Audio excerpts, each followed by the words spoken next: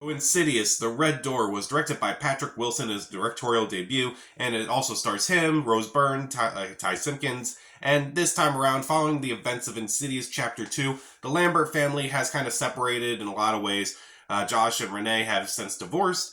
Meanwhile, Dalton has been very resentful towards his father, and now that Dalton's going off to college, he begins experiencing these weird paranormal events that may be tied to the first Insidious movie.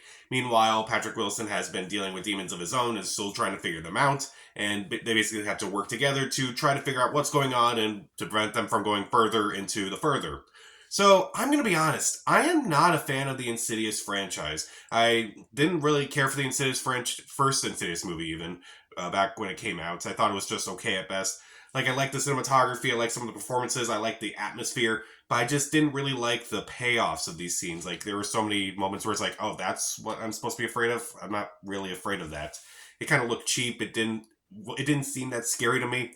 And it just really, I wouldn't say it didn't work for me, but I'm just saying maybe it's just a mixed bag overall, and I haven't really cared for any of the other Insidious movies. So when I heard this was another Insidious movie, and also being a direct sequel to Chapter 2, I was still not interested. It didn't really capture my attract me or anything like that. So, what did I think about the movie? Yeah, I didn't really care for it. I don't know if it's because like I'm not a fan of this franchise really, or just because I just feel like it's just not scary. That it's not really that scary, honestly. So, is there anything about the movie that does work? Well, the actors do a decent job at least. Ty Simpkins does a good job in the movie. I kind of like how there's a lot more focus on him in this movie. I do think that it's interesting to see like him kind of like come to terms with like what was going on with him and like what happened to him prior to this movie. That was pretty interesting to see. Patrick Wilson also does a decent job acting wise. I thought he was really good. I like the relationship between the two of them, him and Ty Simpkins in this movie. Very interesting to see like how that kind of like played out since the last movie they were in. And also among the new cast members, Sinclair Daniel also does a decent job as Dalton's closest friend in this movie. I thought at first she was going to be incredibly annoying, but by the end it's like, okay, I like her character. I kind of wish there was more to her, and like also wish there was more between her and Dalton, but other than that, I thought she did a decent job. And again, I do like the focus on Dalton in this movie. I feel like he was mostly sidelined in all these movies. It's like it's mostly about him, like being attracted, basically being a vessel for all these demons and such. And it's like, okay, now we get to see like what his life is like after all these events and like how he kind of comes to terms with it. And admittedly, there are a few decent scares in this movie, particularly in the first act, where it's like, okay, that admittedly got me. And like, okay, there's like one where Josh is getting a CAT scan. That was really well done. There's one at a party that Dalton goes to. That was really well done. The score is decent enough and the cinematography is decent enough, but they're not really like, they didn't really blow me away or anything like that. So, what don't I like about this movie? Well, first off, I didn't really like the lack of Rose Byrne in this movie. I don't know, maybe she had scheduling conflicts or something, but her character doesn't really have a whole lot to do, unfortunately. She appears in the opening scene, she appears in the last act, and that's pretty much it.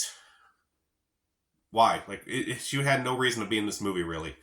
Also, again, the first act has a lot of decent scares, the second and third act don't. And I just feel like a movie like this, it should like have like scares that kind of get scarier as the movie goes on instead of like scares that like get you at the beginning and then get worse as it goes on. I feel like sometimes it's effective, sometimes it's not, where it's like, okay, they do the scares at the end, where the more important scares are bigger at the end than they are at the beginning. And I feel like this movie kind of got it backwards, where it was scarier in the beginning than it was at the end. I'm like, maybe you should have reversed that. I feel like the ending should be scarier than it actually is, but no, I was more terrified of the stuff in the first act than I was in the last act. Oh well. Also, the movie kind of has multiple endings. At least to me, it felt like there was like multiple endings. Where it's like, okay, this is a nice ending. Let's just wrap this up now. Oh, it's still going. There's this other scene that's kind of weird and not really going to be addressed. Okay, well, fine. I guess that's the end now. Oh, there's another scene afterwards. Okay, come on. Like, just wrap these up. Just wrap it up finally. And eventually it does. But it just kind of made me think, okay, maybe you could have done. I feel like they were all like alternate endings for this movie, and that they were all like, let's just throw them all in there because we don't know which one will stick. And also, my main issue with this movie is that it's just kind of gotten too similar to all these other Insidious movies. It just follows the same formula. They kind of get haunted by these things for the first two acts, and then the third act, they go into the further and such. And I'm just, it's tiresome. It's just kind of annoying. And like at least some franchises that you do repeat themselves, I'm still intrigued by them because they still do it in different ways. Like Scream usually has the same formula over and over again, but they usually try to do something different each time. This movie, it didn't really do it for me. I just felt like it was just too repetitive. I just really couldn't care too much. And again, I don't know if it's because of the movie itself or because I'm not a big fan of this franchise.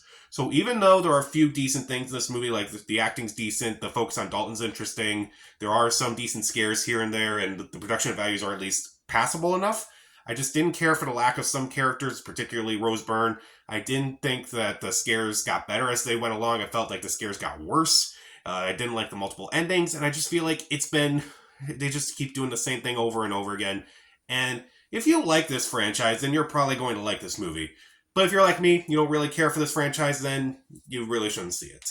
So I'll give Insidious the Red Door 2 out of 4 stars. Stream it. So, what's your favorite Insidious movie? Comment down below, subscribe to the channel. This is Pat. Stay safe.